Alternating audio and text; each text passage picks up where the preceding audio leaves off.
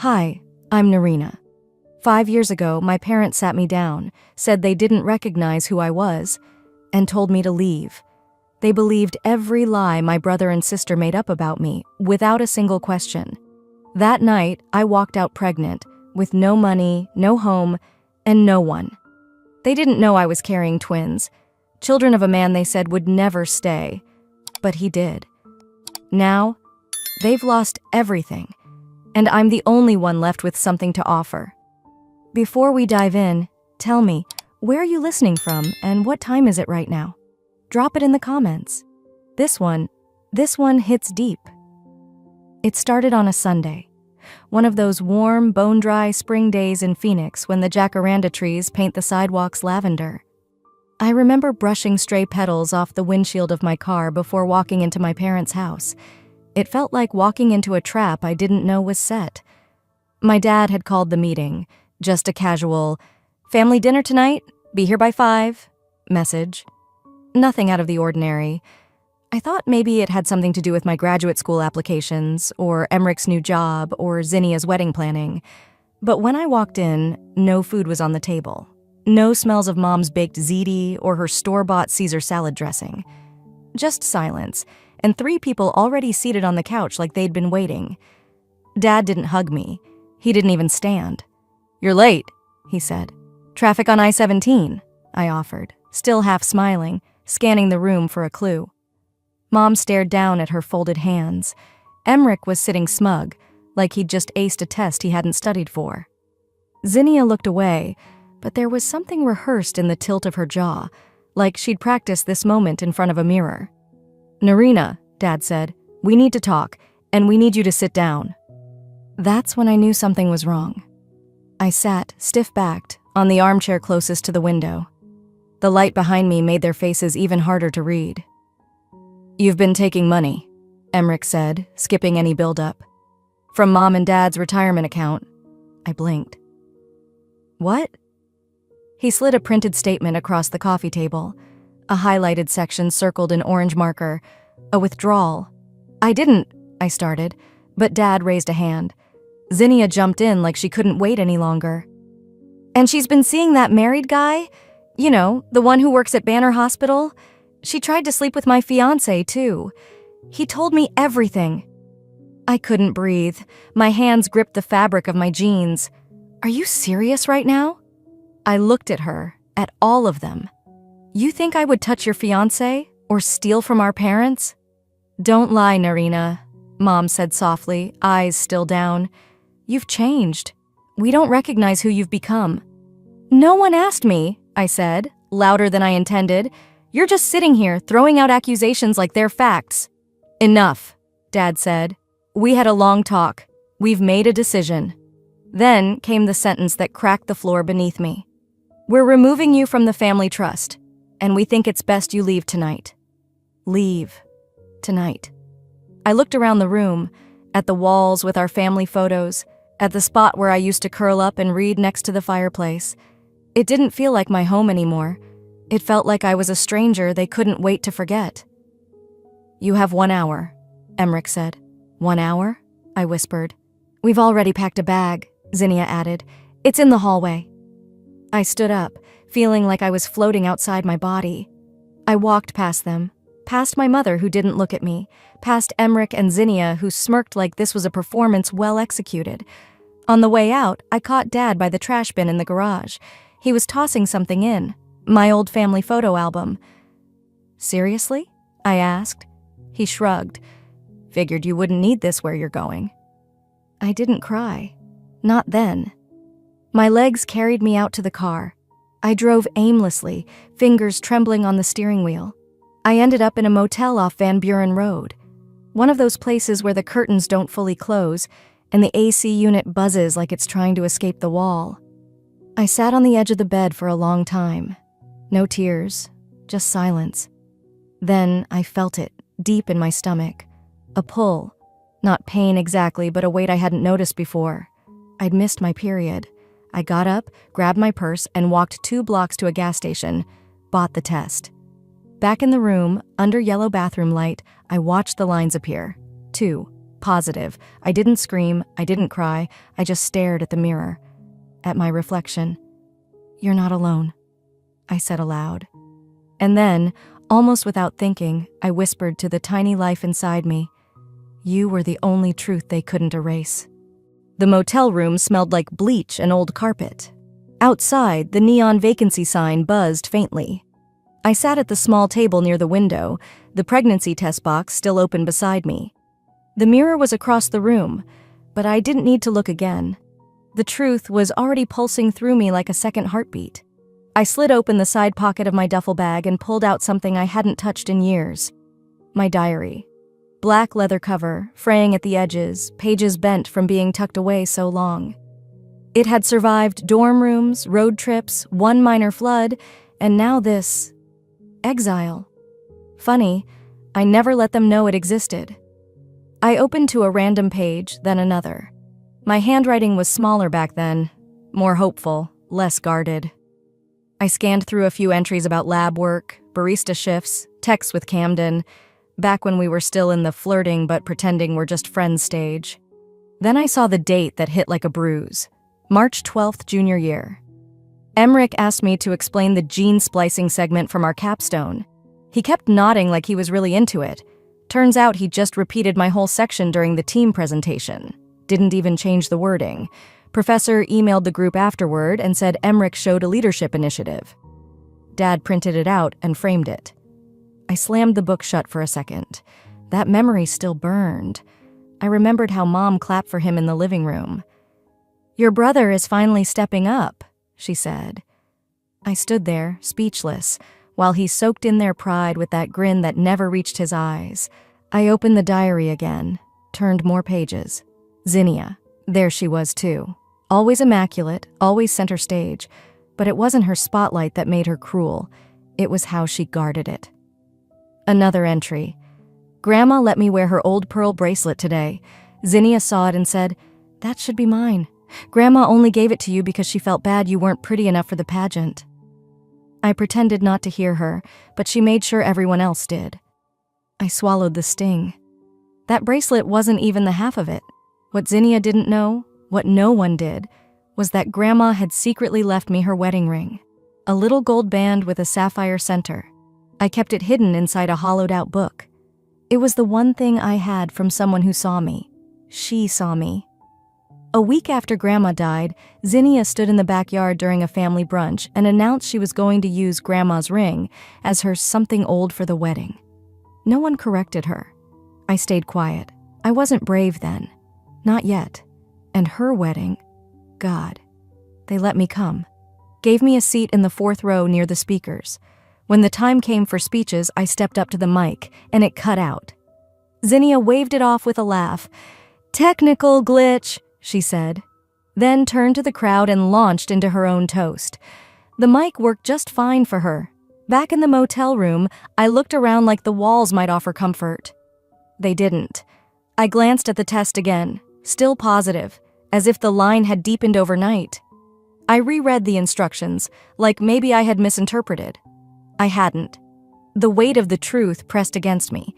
Not just the baby, but the realization that I'd never really been one of them. Not in their eyes. I was tolerated, never treasured. My phone vibrated on the table. An unsaved number. I almost didn't pick it up. The text preview read, "I'm coming to Tucson. If it's true, you're not alone. Camden." I didn't even tell him. Not yet. But somehow, he knew. Or maybe he'd always sensed it. And for the first time since I was thrown out, something inside me stopped trembling. The man who still looked at me. Kindly. I didn't know how long I stood there after reading Camden's message, just staring at the screen like it might change. The motel room felt too small for the shift happening in my chest. The window was cracked open a few inches, letting in dry Arizona air and the distant hum of traffic. The silence around me was thick, but I wasn't entirely alone anymore. There was a knock. It wasn't loud, just a steady, familiar rhythm. I froze with my phone still in hand. Then I crossed the room and opened the door. He looked the same, but also like he'd been through something of his own. Camden stood there in a gray shirt, the sleeves rolled just enough to show the faint tan lines on his arms. His eyes met mine gently, not searching for an explanation or a performance. Just presence. "You okay?" he asked. I couldn't find the words. Not at first. So I stepped back and he came in. We didn't hug, didn't cry. There wasn't that kind of drama. He just sat in the chair near the window while I perched on the edge of the bed, like someone visiting a stranger's house. The silence stretched between us, not awkward, but heavy with everything unspoken. Eventually, I whispered, "I didn't expect you to come." He didn't answer right away.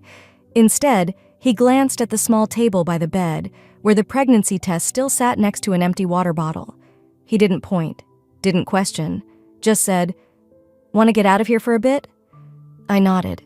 We drove in his truck, an older Ford, the kind that vibrates just enough to make conversation easy to postpone.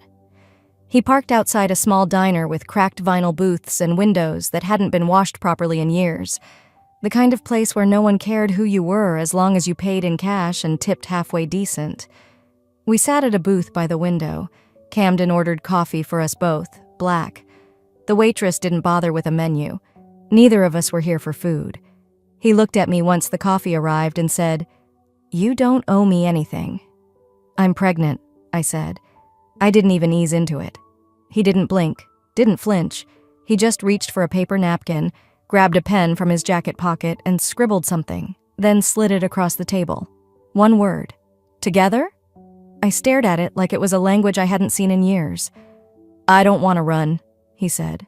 "Not from this. Not from you." I laughed, a short breath that wasn't quite humor. "You don't know what you're signing up for." "Maybe not, but I know what I walked away from." He told me then about his family, old money from the Northeast, vineyards and biotech patents, and expectations thicker than blood. They wanted him to marry the right girl, invest in the right projects, say the right things at the right gala. He'd left it all. "You don't know this," he said, "but I saw the way your brother talked over you during that university pitch event. I saw the slide deck you made. I knew whose work it was." My fingers tightened around the coffee mug. I hadn't thought anyone had noticed. Emmerich had strutted across that stage like he'd built the whole concept. My name wasn't even in the footnotes. "He took the credit because he knew they'd believe him more than you," Camden said. I looked out the window. A teenage boy in a hoodie crossed the parking lot, skateboard in one hand, headphones around his neck. The world was still spinning. Life was still moving, even after everything had come apart. "Zinnia used to tell people I was the weird one," I said, almost smiling. "She used to say I was Grandma's favorite because I liked books more than parties." "She resented your closeness with her?" "She resented that I didn't need her approval to breathe." He nodded. We talked for nearly an hour. No interruptions, no performances, just truth, told plainly between sips of bad coffee. I told him about the trust being rewritten, about the accusations, about the hour I was given to leave, and the photo album that landed in the trash. I told him about the motel and the nausea and the mirror and the test strip that confirmed something terrifying and holy all at once. I didn't cry. I couldn't. I'd cried all I had to cry before I even called the front desk for extra towels. When we left the diner, the sun had started its slow descent toward the west. The air had cooled, but the sidewalk still radiated heat. We walked past the edge of the lot, where the pavement gave way to desert brush, cacti, tall and stoic, like silent witnesses. He didn't rush the silence. He let it stretch. Then he reached for my hand. "I'm not asking you to forgive them," he said, "but I'd like to help you build something better." I didn't answer, but I didn't pull away either. I looked down at my stomach, then up at the sky, open and endless. The next morning, I sat up slowly on the pull-out couch, sunlight slipping through the blinds of Camden's apartment. It wasn't a luxurious place. 2 rooms, bare walls, a coffee maker that grumbled louder than it brewed, but it was the first space in weeks where I'd woken up without flinching. No yelling, no glares, no walls closing in. I swung my legs over the edge and sat for a minute, letting my hands rest on the soft rise of my belly. Still small, still hidden to the world, but not to me. On Camden's little kitchen counter was a note. "Went to pick up more coffee, don't leave without breakfast." I smiled, just barely, then turned on my phone. Dozens of unread notifications blinked at me from apps I should have deleted weeks ago. My sister's Instagram, another party, another fake smile. My brother tagging himself at our parents' house with the caption, "Sundays are for family." I hadn't even realized it was Sunday. I opened my contacts. My thumb hovered for a beat too long before tapping, "Delete contact. Are you sure?" Yes, I deleted all of them, one by one. Emmerich, Zinnia, Mom, Dad, even the ones that just said, home. I didn't want reminders of a place that had thrown me out like rotted leftovers. I stopped checking their social media, logged out, not out of spite, out of self-preservation. I wasn't erasing them to hurt anyone. I was erasing them so I could finally see myself clearly again. That afternoon, I called a women's clinic under a different name, Elena Mason. It wasn't the first name I'd thought of, but it came easily. Elena sounded like someone no one would be looking for, someone no one had erased. I paid in cash, sat in the waiting room between a teenager chewing her sleeve and a woman my mother's age who looked like she hadn't eaten since Thursday. The nurse didn't ask many questions, just took my vitals, scheduled a follow-up, and handed me a printout about prenatal nutrition with a smile that didn't feel rehearsed. No family insurance, no emergency contact. Just me, a clipboard, and the silent promise that I would figure this out. I wasn't just carrying a child, I was carrying a future that no one else would shape this time. Later that week, I spent hours at the downtown library in Phoenix. Not the glamorous part with coffee shops and murals, the older wing, where the computers still whirred and every desk wobbled just slightly to the left. I researched grant programs, legal frameworks, basic startup structures. I didn't know what I was doing, not completely, but I knew what I wanted, to build a biotech company based on the thesis that Emmerich had once pitched as his own. This time my name would be on every page. Camden never hovered. He didn't offer to fix things. He just made sure I ate, brought me backup pens, and sometimes sat in the corner reading quietly while I worked. We didn't talk about his family, not really. But one evening, over takeout and soft jazz playing from his phone, he said, "They tried to build me in their image. I'd rather help someone build something real." That night, we made a quiet pact. No going back, no calling them, no hoping they'd come around. I think that's what love looks like sometimes. Not grand gestures, just knowing when to stay out of someone's way and still be nearby. I filed for the LLC under the name Saul Line Bio. It was simple. It stood for Saul as in son and line, like lineage, only now the line would begin with me. 3 days later, my phone buzzed. It was a voicemail from a number I didn't recognize. I pressed play, my breath already catching, more from reflex than fear. My mother's voice came through, clipped and cold. "If you're still alive somewhere, stay gone. Zinnia's pregnant now. We don't need your drama." That was it. No greeting, no goodbye. I didn't cry. I saved the voicemail and filed it under a folder labeled Proof. Not for legal use, just to remind myself. So that years from now, if I ever doubted whether walking away had been right, I could play it once and remember exactly what I'd left behind. That evening, I signed the final registration forms online for Saul Line Bio. It wasn't revenge, it was rebirth. The ink had barely dried on the registration papers when I found myself under fluorescent lights, seated between strangers with laptops and investor lanyards. The co-working space was modern, all polished concrete and reclaimed wood, filled with startup energy, loud, caffeinated, confident. I didn't quite belong, not yet, but I showed up anyway. I'd borrowed a navy dress that still fit around my belly and brushed my hair back in a low bun, hoping the quiet force behind my words would speak louder than the shape of my body. The pitch went fine, sharp, clear, rehearsed. I'd practiced in the mirror, in my sleep, in the bathroom stalls between bouts of nausea.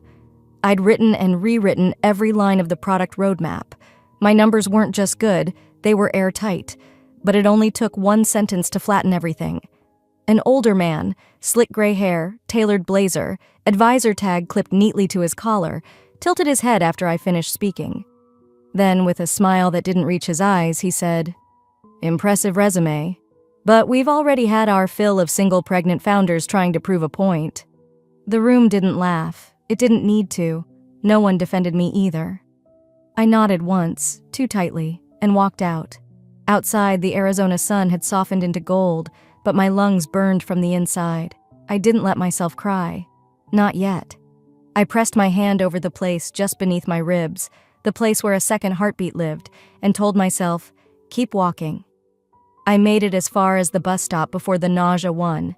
Bent over near a trash can, I retched until my throat was raw. Someone behind me, a woman in a stiff blouse and judgmental perfume, clicked her tongue and muttered, "Girls like that shouldn't breed."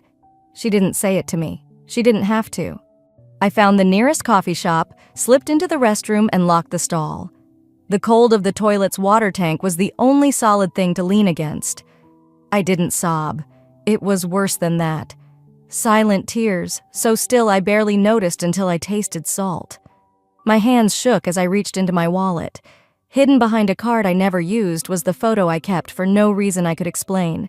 Me and Grandma Junia at Zinnia's wedding. We were both laughing, caught mid-smile. I'd worn a teal dress that day. She'd worn lavender. I looked closer. I always looked at her face, but this time, I saw my own hand in hers. A moment I'd forgotten. Her palm tucked something into mine. A ring. Not just any ring. Hers. The one she wore when she married Granddad. The one she told me would be mine someday because you see people for who they are, not what they want from you. But at the will reading, it was Zinnia who showed up wearing it, smug as ever. Grandma said it belonged to the first daughter to marry, she'd announced, and no one questioned her. No one looked at me. I never said anything. I'd let the lie live, because back then, I still thought keeping the peace meant keeping the family. I folded the photo and tucked it back into my wallet like it was armor. When I stepped back outside, the sky was orange-mauve, the streetlights flickering to life one by one. I walked without a destination, letting the city carry me forward. By the time I reached the quieter part of downtown, I found a bench near a dry fountain. I sat, opened my notebook, and wrote. Not to my parents, not to Emmerich or Zinnia. I wrote to the people I hadn't met yet, the ones who might back Soulline Bio. I told them about the science, yes, but I also told them about the kind of founder I was becoming. You won't find someone more relentless, I wrote, than a woman who built everything after being told she was nothing. I didn't sign it with flair, just my name, Narina Sloan. That night, I walked home with swollen feet and a cramp near my lower back. But I didn't feel small anymore. I felt lit. Not like fire, but like the ember you think went cold, until it glows again in the dark. That morning, I woke before the sun. Something in me had shifted. Not dramatically, not like a movie moment with swelling violins, more like a quiet hardening, the kind that doesn't melt when someone apologizes late or says, "But we're family." I sat at the corner table in the shared workspace, laptop open, tea cooling beside me. I adjusted the font on my pitch deck again, not because it needed it, but because I wanted it to feel intentional, deliberate. Every slide told two stories, the science and the survivor. When I added the final line, founded by Narina Sloan, PhD, in progress, because being erased doesn't mean you disappear. I didn't hesitate to click save. That evening, the virtual startup showcase kicked off. 100 hopeful founders in boxes on a screen, dozens of muted judges. Camden sat just outside my frame, not offering help, just steady presence. I waited my turn. When my face filled the main window and I began presenting, I didn't lead with trauma. I led with data, precise, forward-thinking, clean. Then I told the why. I built this not in spite of what I lost, but because of it. Slide by slide, I mapped out a vision for the kind of biotech product that could quietly change women's lives, low-cost early hormone detection for underserved clinics. The chat pinged. Reactions, questions. Then one judge leaned forward. He looked barely older than me, sharp suit, sharper smile. "Wait," he said. "Sloan? As in Zinnia Sloan, from the Phoenix Gala Foundation?" My jaw didn't clench. I didn't blink. "No," I said evenly. "I don't have a sister." The silence lasted just long enough. Then the chat erupted. Whoa, did she just… Damn. Camden's text arrived a beat later. That was a mic drop moment. I closed the call 5 minutes later with a polite nod and a thank you. Later that night, we ordered cheap pad thai and ate it straight from the cartons on the balcony of our shared place. The city lights shimmered like they always do when you're a little tired and a little proud. Then Camden shifted beside me. There's something I need to tell you, he said. I set down my fork. My mother. She's friends with someone in your family. Your aunt, I think. They went to school together, still talk. My mouth went dry. Aunt Regina? He nodded. She's the one who told my mom about the mess with you, back before I knew any of this. And you didn't think to mention that? I didn't want to lose you. It was a stupid answer. Honest, maybe, but still stupid. I didn't raise my voice. I just stood up, took a breath, and said, no lies. No alliances with ghosts from my past. If I move forward, it's clean. He didn't defend himself. He just nodded, pulled out his phone, and one by one, deleted every contact tied to that part of his world. I watched him do it. Then I sat back down. The next afternoon, my inbox pinged. A subject line. Initial funding saw line bio. It wasn't $1 million. It was $25,000. But it was from someone who'd watched the pitch and wrote, your conviction is unforgettable. I'd bet on that kind of clarity. I stared at the email until it blurred. Not from tears, just disbelief. Then I printed the check, walked to the rooftop of the co-working space, and let the dry Phoenix wind slap my cheeks awake. Below, glowing off the side of a building, a billboard flickered. Zinnia's face smiled beside a slogan about women's empowerment and charitable futures. It was a lie, just another image she wore better than truth. I folded the check in half, slid it into my blazer pocket, and whispered, you can't erase what I've built just because you screamed louder first. By the time my company had a name, I no longer needed theirs. Phoenix Biotech wasn't flashy. It wasn't the kind of name you bragged about at a gala, but it was mine. Every single part of it had been built on ground I scraped with my own hands. And that morning, I zipped up my blazer over my growing belly and stepped out into the sunlit morning, not as someone's daughter, not as someone's sister, but as a founder. The Regional Medical Innovations Conference was being held at a swanky downtown hotel, the kind with marbled floors and triple-shot lattes that cost more than a lunch. Camden parked a few blocks down so I could walk in alone. It wasn't about dramatics. It was about reclaiming the space my name had once been erased from. But nothing prepared me for what I saw. Right outside the main conference hall stood a 10-foot-tall banner, silk-printed and perfectly lit, that read, Women Leading the Future of Health, sponsored by the Zinnia Sloan Foundation. And right there, front and center, was Zinnia's face, head tilted slightly, eyes modest, arms crossed like she knew exactly how to pose for legacy. Below that, quotes. Words pulled, word for word, from my thesis abstract.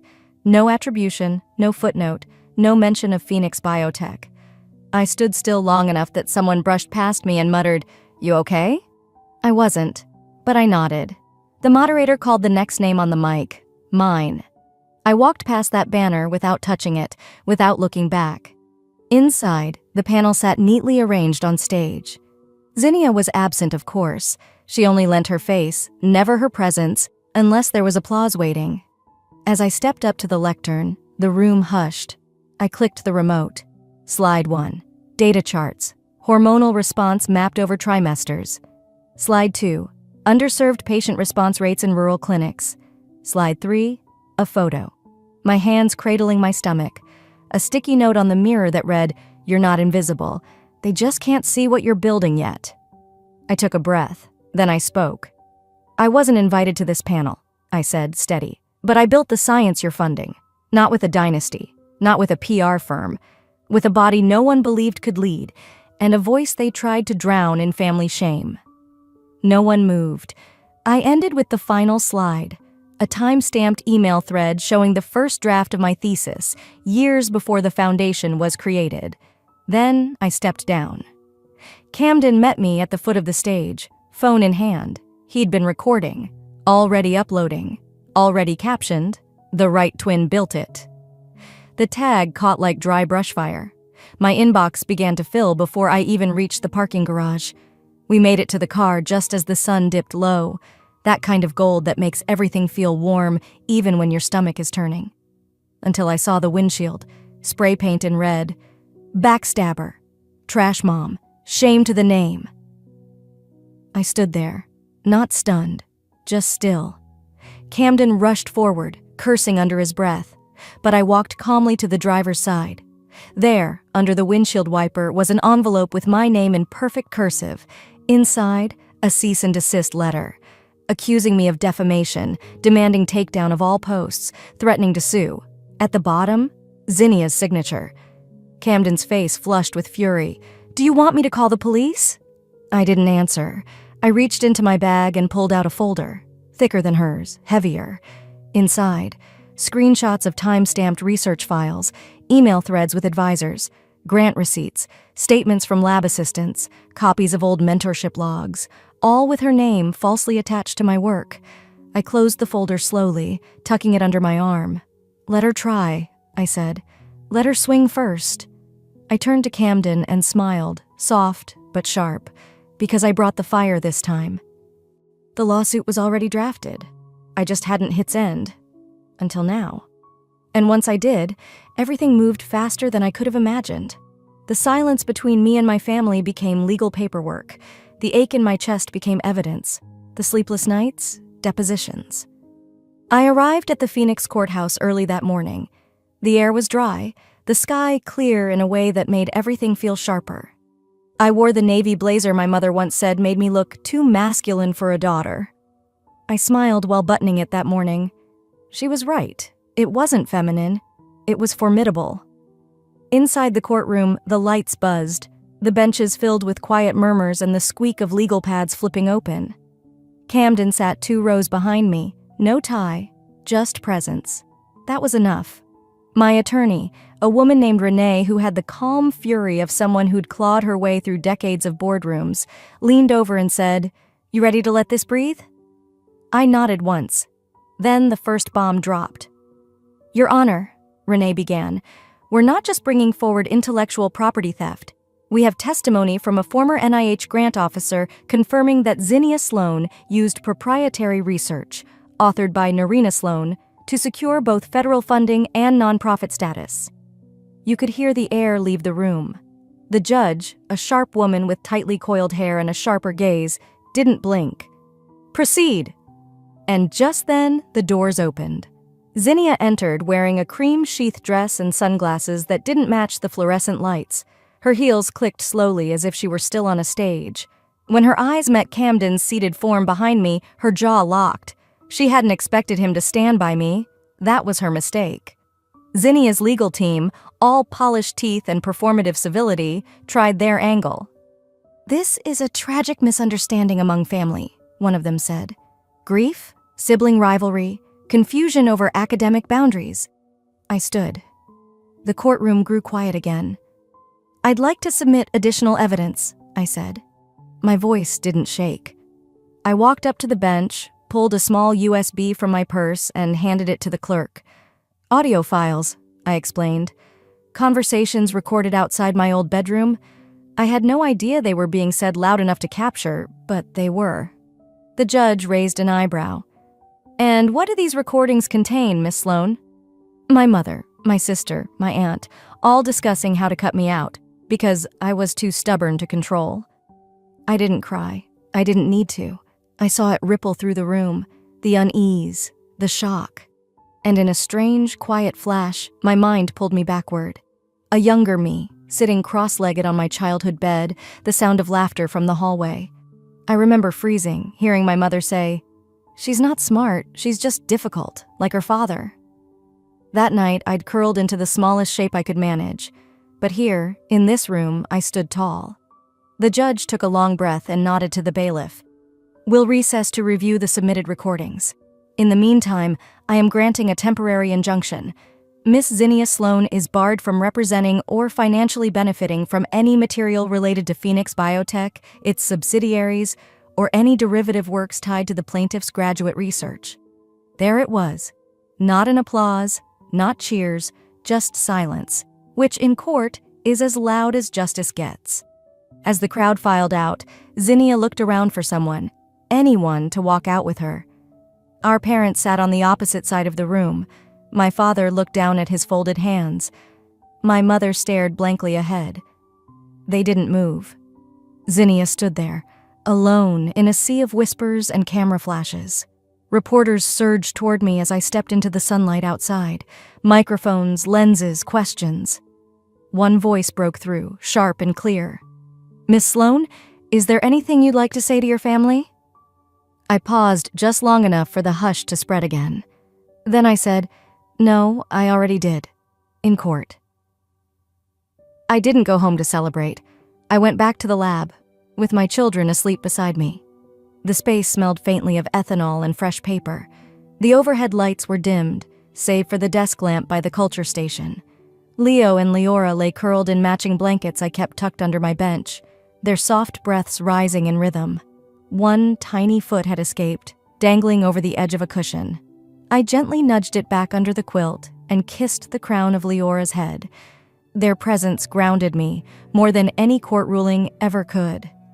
My phone buzzed softly on the counter. A name I hadn't seen in years flashed across the screen. Dad. I hesitated, then tapped the email open. Subject, none. Hope you're proud. Zinnia is gone. We're alone now. No apology, no explanation. Just that line, like a stone thrown into a well and never waited on for the splash. I locked the screen and turned away. Instead of answering, I picked up the pipette and slid on a fresh pair of gloves. There was a compound waiting, one I'd been refining for months. A synthetic protein derivative I'd been researching for ovarian cancer. My mother never got the chance to fight long. The diagnosis had come too late, and the silence between us made the clock move faster than it already did. So now I worked in her name, not to honor what she was, but what she never got to be. By the time the final drop had slid into the assay, dawn crept through the narrow lab windows. I looked at my children once more, still fast asleep, and I whispered, "We're okay now, all three of us." The sun warmed the soil under my nails as I dug. Camden was in the background, installing a small wooden swing from the pergola beam. The twins took turns patting dirt over the citrus saplings, one orange, one lemon. "Mommy, this one's Leo's tree," Leora said, wiping her brow like a tiny farmer. Leo nodded seriously, as if the roots themselves depended on his approval. It was just a narrow strip of earth behind the house, boxed in by white stucco and sun-faded bricks, but it was ours. That morning, I felt my lungs stretch in a way they hadn't in years. The doorbell rang. A package sat on the stoop. Plain brown wrapping, no return address. I opened it slowly. Inside, protected by thick cardboard, was a single photograph. My fingers froze. It was the picture, the one from my childhood, the one where I'd been cropped out years ago, just a corner of my arm left behind. But this time, I was there, smiling awkwardly, off-center, in that hand-sewn blue dress Grandma Junia had made. I turned it over, written in neat pen, "This is the version that matters." See. Camden walked up beside me, wiping sawdust off his hands. "I found it in one of her old photo albums," he said gently. "The original print, before the edits." I nodded. I didn't need to say thank you. He already knew. Later, after the kids had gone down for their afternoon nap, we sat under the pergola with lemonade and silence, the kind of silence that comes only when no one's expecting answers anymore. Camden looked over and asked, "Are you okay now?" I didn't answer right away. I looked at the small grove we'd started, the way the swing creaked slightly in the breeze, the tiny shoe Leora had left by the planter. Then I looked down at my hands, stronger than before, lined from work, still stained faintly from the lab. Finally I said, "I'm not just okay. I'm exactly who I was meant to be." Camden reached for my hand but didn't grip it tightly, just rested his fingers over mine, like a quiet agreement. The twins burst out the door minutes later, chasing a butterfly, their laughter rising like a song. I sat back and watched them, a full breath in my chest, and thought, they erased me once, but I didn't fight to be remembered. I built something too real to ignore,